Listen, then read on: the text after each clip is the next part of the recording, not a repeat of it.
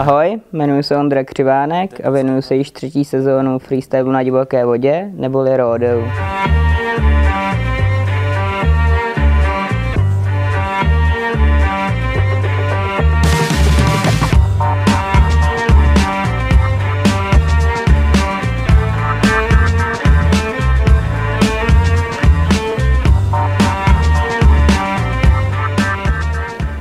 Freestyle je mladá disciplína, kdy jezdci mají speciální krátké lodě a na vlnách nebo ve válcích předvádějí triky.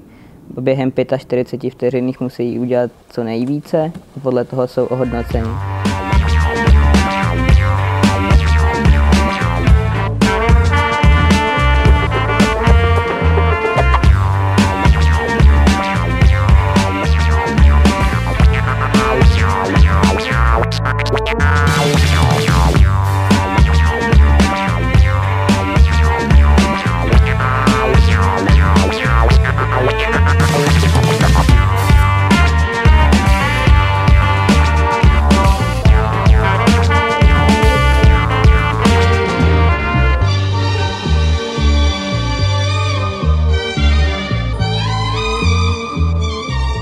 Společně se Sago Crew jsem letos objel český i evropský pohár a v září jsme zakončili sezónu ve švýcarském Thunu na mistrovství světa.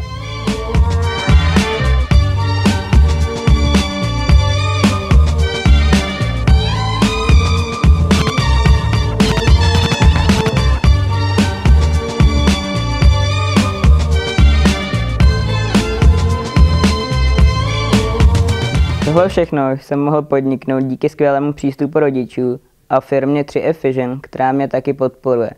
Tak čau a někdy na vodě.